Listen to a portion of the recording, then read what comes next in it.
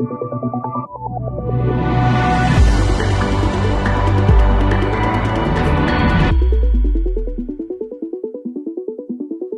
glad to welcome you for this new edition of App Innovation. Thank you for joining us for this roundtable. During 30 minutes, OwnBackUp and its customer, Essilor, we speak about a topic that you know really well, the data security. And to speak about that, today we have three persons. Franck Dupuis, Salesforce architect for Essilor. Franck, nice to see you. Dimitrius Marlborough, technical evangelist at OwnBackUp. Thanks for being here. And Leo Minervini, global CIO at OwnBackUp. Thank you, really thank you for being there today. And I give the mic to Dimitrius. Dimitrius, please go ahead. Absolutely. Thank you so much for having us today.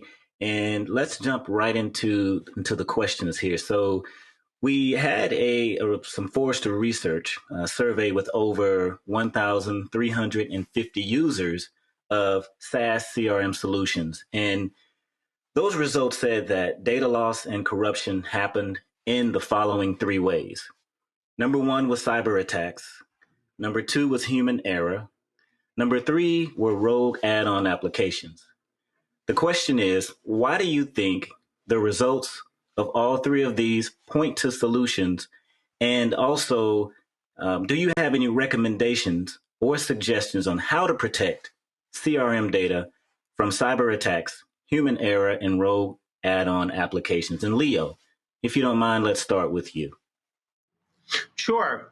Thank you, Demetrius, for that question. I would say, those three characteristics are not surprising. There's nothing surprising about that. Businesses are moving extremely fast. Majority of businesses face external threats from cybersecurity and such. Human error, right? Things happen occasionally from an administration perspective, as well as integrations. I can speak to an incident we had here at OwnBackUp, right? In an integration that was built that rewrote about 60,000 records, right? These are things that actually happen in day-to-day business. Luckily, we know a really good OwnBackUp solution, and we were able to go back to a backup in a point in time and recover that data. So the reality is that look at what your environment looks like, assess where the potential risks lie, and build a plan to mitigate as much of those risks as possible. Okay, thank you so much for that, Leo. And Frank, also, would you like to chime in on that? The top three were cyber attacks, human error, and rogue add-on applications. Do you have anything in addition to add to that, Frank? I think for years, we are used to secure our infrastructure, systems, and so on. And there are always some cyber attacks and problems that we have to fight against. What is new with our new solutions, with SaaS, with people working at home, is that we must secure also the people, and to help and to train the people to use our system, their system,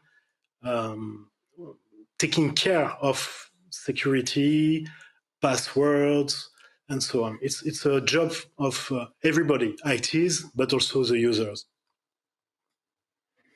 Okay, thank you for that, Frank. Let's also take a quick shift into what the pandemic caused and the shift to remote working. And so most organizations were prompted to take a closer look at security practices. Now, do you think that this is a result of the pandemic? And also, if so, what's your perspective on that? Leo, let's start with you. Yeah, great question, Demetrius. I would say it's not a result of the pandemic. Pre-pandemic, there have been naturally threats in and around the digital world. More and more as businesses start to adopt more digital technology and build more business on a digital front, naturally the threat landscape shifts and changes a bit. I think there's something very interesting that is coming out of the pandemic, and that is, businesses that at one point were not necessarily all in on digital have been forced to reconsider and go all in on digital. Additionally to that, there's another dimension in terms of workforce and workforce becoming more remote, and not only just remote outside of the office, but remote like anywhere throughout the world, quite frankly. So naturally, those dimensions, those dynamics have increased a slightly different shift in security risks. For instance, we have remote workers operating globally, right?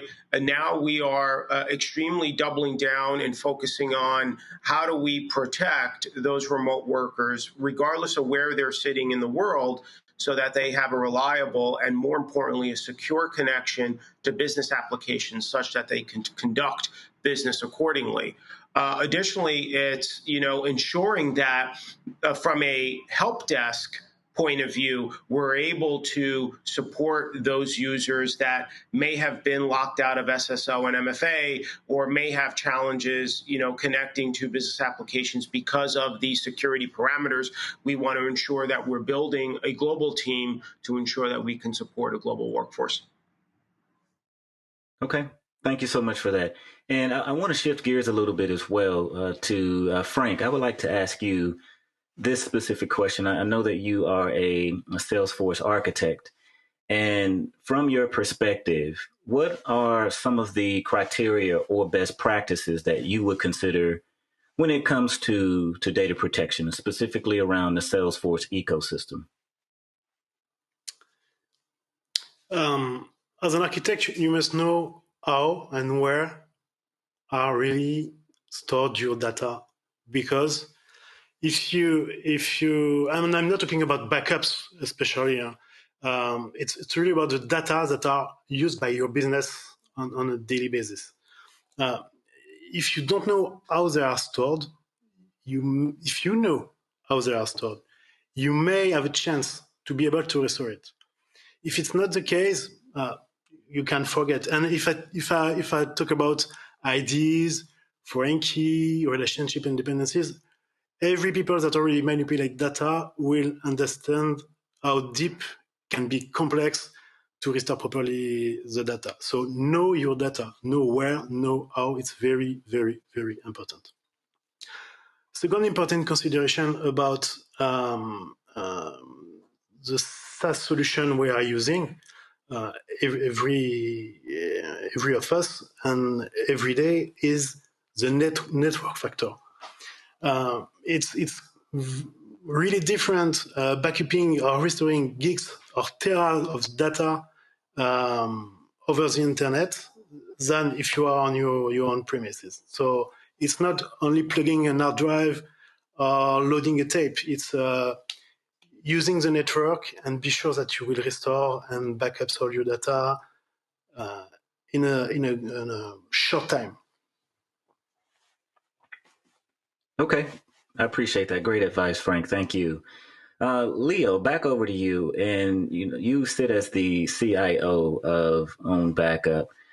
Do you also see other top level executives in the C-suite fully understanding the shared responsibility model that CRM platforms like Salesforce and also Microsoft's Dynamics have in place? And if so, why do you think they still assume their organization's CRM data is protected, Leo? Yeah, I think I speak to a majority, often speak to a majority of C-suite peers and senior leaders in businesses. And, the notion of set it and forget it, we're using this SaaS application, we're conducting business. And you know what? If we lose that file or we lose that data, we'll go back to the SaaS provider and ask that SaaS provider to restore the data.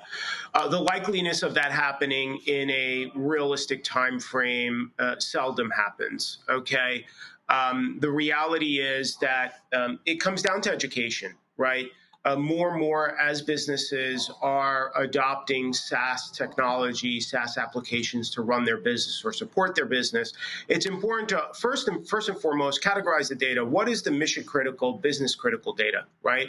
And educate yourself on. I like to say, challenge your teams, both the business stakeholders and the technology leaders, on the what if scenarios, right? What if this application goes down, right? Is this data extremely important to our business? Can we continue conducting business if we don't have access to the data over a couple of days or over a couple of weeks, right?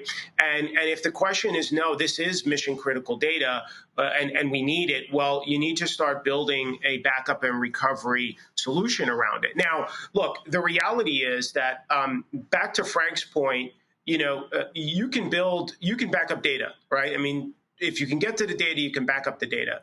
Where the rubber really meets the road is on the recovery aspect. How quickly can you identify that mission critical data that was lost or was overwritten by an integration of some sort, be able to go back in a time frame and then restore that data successfully, right? I mean, that's really where it comes down to. And the reality is that comes back down to education, right? Education. Ask the what if questions. Often we find customers asking those questions a bit late in the cycle, right? When they've experienced that catastrophic moment. And now they're trying to kind of, almost rewind and figure out how it happened and how they can prevent it in the future. I challenge those executive and business leaders and technology leaders to start asking those what if scenario questions early on in the process, early on of developing a solution before it's being deployed to the organization, to understand how important is that data and how can we reduce as much of risk around that data to ensure that if we lose it, if that data is overwritten, we're able to get to that data and restore that data in a reasonable amount of time. Thank you, Leo. And I really like that scenario around, asking the what if questions. And let's go ahead and ask a what if question right now. So what if, let's say, Salesforce or, Microsoft Dynamics was to go down, right? Or your data was inaccessible, for some reason, what would you do? So let me pose that question to both you, Leo, and Frank. What would you recommend, that what if scenario, if something happened where you were unable to get access to your Salesforce data or metadata, what if, what would you do? What would you recommend there? Yeah, so I'll take a first stab at it. I mean, first and foremost, from a technology point of view, I try to assess the risk, right? Try to understand, how long is that outage or that downtime? Then try to back into, okay, what is the mission critical data that we don't have access to or that's missing, right? And try to determine, okay, what is our plan B for operating and conducting business around that loss of data. The reality is that data is sitting in an environment that we don't have access to, right? So hopefully there was some level of data export or some level of backup that has brought us to a moment in time where we can get to and at least try to assess how we can continue conducting business. But then again, it comes down to understanding what is the business critical data, understanding what is the data that's not available versus not, and try to assess what the risk factor is moving forward. Okay, so also I guess specifically for you, Frank, what would you recommend CRM architects, whether it's Salesforce or Dynamics, to do to minimize their risks of not being able to recover their CRM data or metadata? There is only one thing to do, is to test.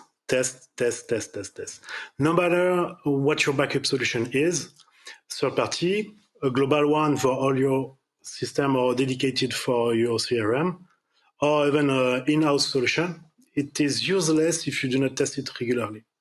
So the ideal is to periodically simulate data loss, and you have to follow your recovery plan. If ever you have a recovery plan, and you must have a recovery plan. So, and you follow your plan, and what you have to do also is to measure the result of the plan. How many time, and if the data after the restore is are okay.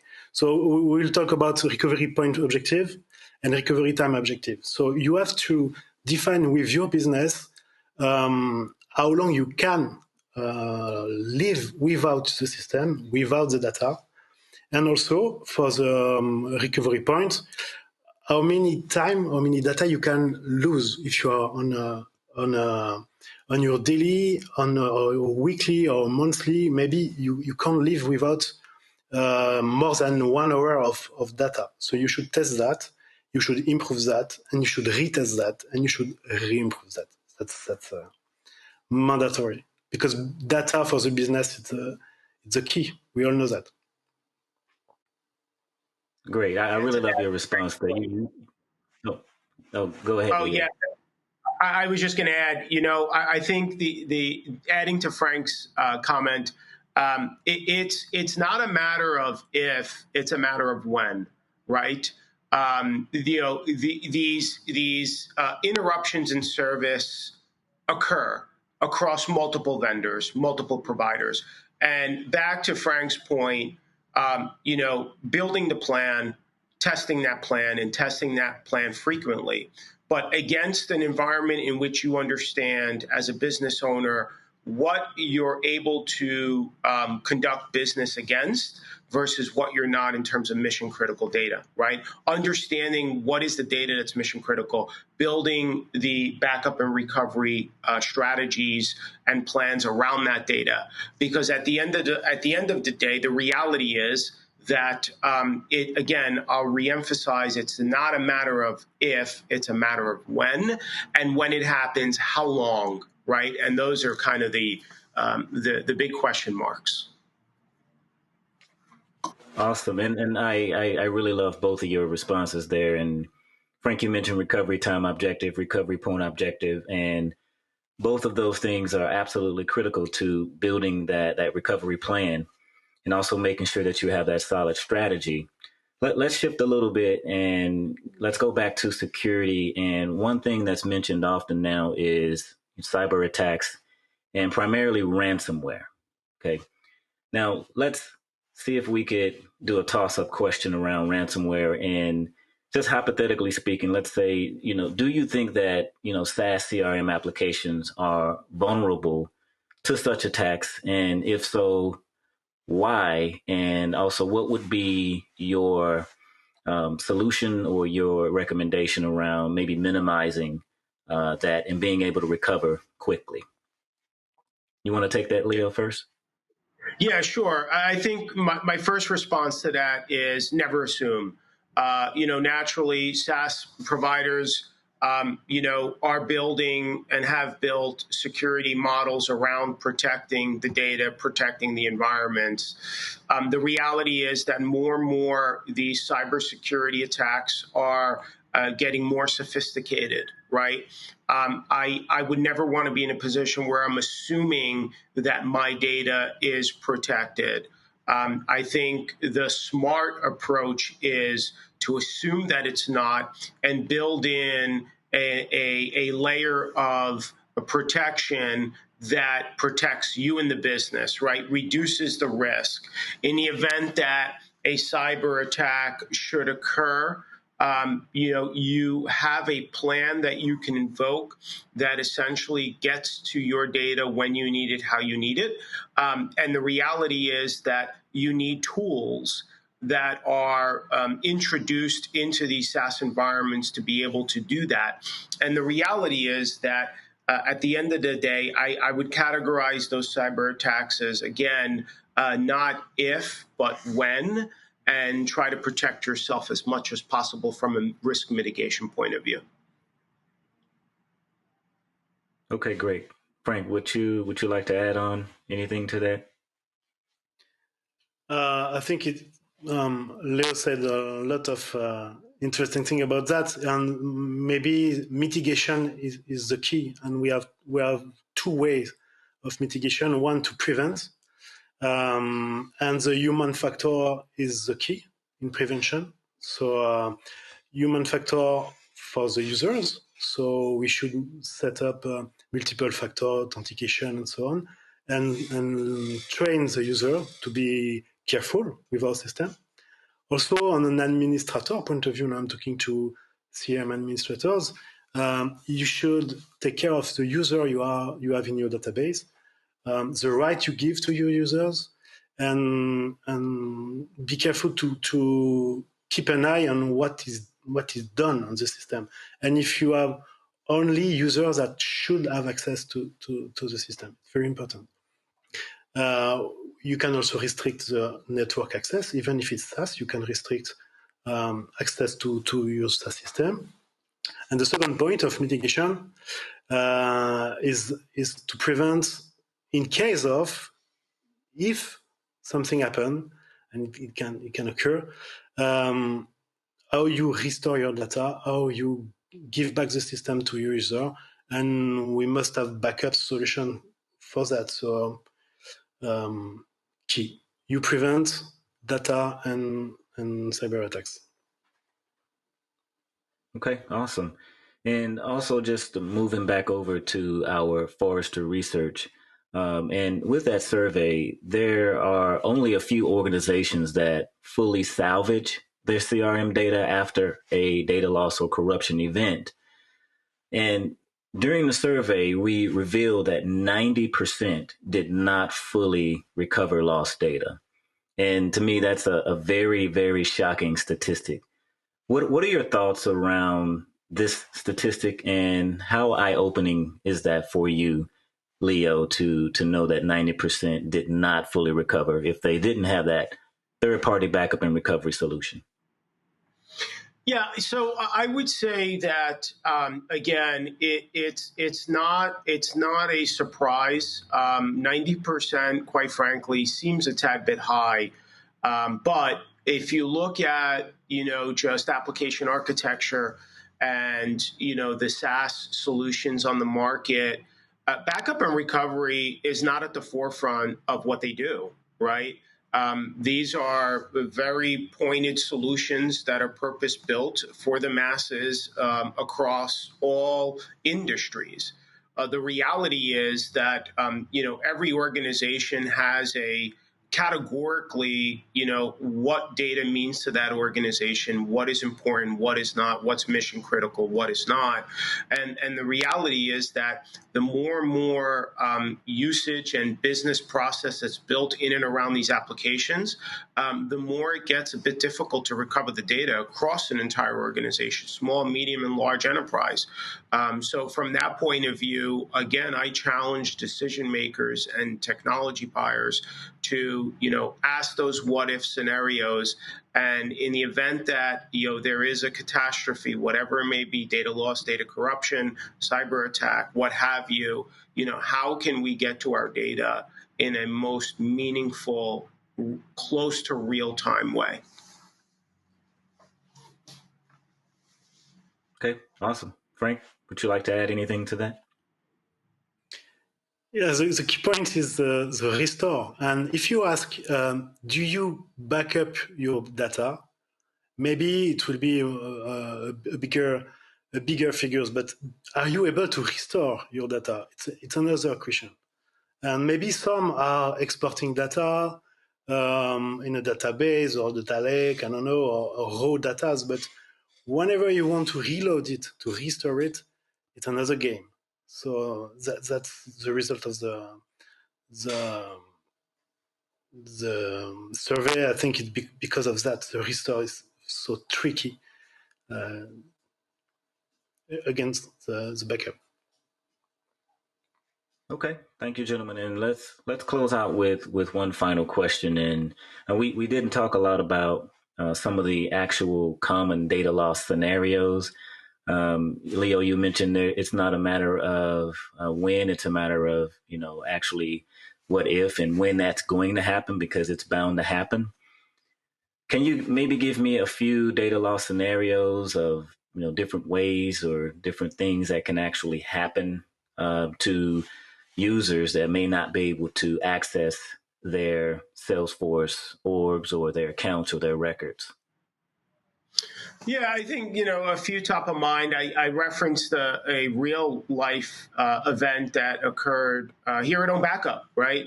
We're all humans. We move at a very rapid pace. We are an incredible growth trajectory.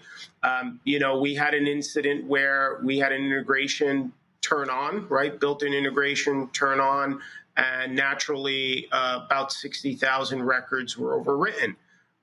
If we didn't have a solution in place to go back in time and restore the data to the original, status, we would have felt significant pain in and around that data. So, that's just one example. Again, we're humans, human error occurs. Another scenario is you have maybe a Salesforce administrator that hits the wrong button, right? Clicks the wrong checkbox. And before you know it, you wiped out 100,000 records or what have you. These things actually happen. This is reality. And the reality is that if you don't have a solution in place to mitigate that, and the assumption is that you can go to the SaaS provider and request that data be restored, the likeliness of that happening is actually very slim. And I think, if we look at the Forrester data set, although it's a subset of research, these facts, these statistics paint a picture. And the picture that they paint for me is don't assume. Ask the questions and build the plans, because ultimately, at the end of the day, you as a technology leader or a business stakeholder understands best how your business operates, understands best categorically what is the mission critical data. Build a plan, test the plan early on in the process. Don't leave it as an afterthought, because it will be too late. Again, ask the what if scenarios. It's not a matter of if the catastrophic event will happen or the human error will happen. It's a matter of if or when, rather. And in that scenario, how quickly can you restore the data with minimal impact to the business? Okay, great. I really love that advice. And Leo, you mentioned, the 60,000 records to 100,000 records. And also, I want to take the opposite of that. What if it was only maybe one object, right, that you're looking for? Can you find that one object very quickly? And after you find it, be able to compare to the previous record that was existing and, make a choice to recover that one object very quickly. I think that's also the power of a third-party backup solution as well. And also from a Salesforce architect perspective, Frank, I really appreciate your expertise here as well. Are there any closing thoughts or final recommendations or best practices that you would like to leave for the audience as well? Yes, we talk a lot about data. And as you may know, in Salesforce environment, what you do as a developer or as an administrator are datas. And we're calling that metadata. So when you customize something in Salesforce, it's also data. And if ever after a go live, a rollout, there is an issue, if you don't have a backup, it can be tricky to go back to roll back your solution. If you have a backup solution, you can restore just before your last deployment. It's true for production. Even if in production you should be careful, it's also true for sandboxes. When you are doing a big development with a lot of developers, if ever by mistake an administrator refresh your sandbox, you will lose everything. So with your backup, you can restore data for production mainly, but also metadata for your development, and that's a great stuff. All right. Well, thank you, gentlemen, both for your insights, your recommendations, and I really appreciate the time that you have provided for us today. Thank you all, and we appreciate it. Thank you, really thank you for this really interesting round table. I would like to really thank you because all the discussion was really, really entertaining. And I hope that all the people who are listening to us today will learn really a lot of things. So thank you for being with us today.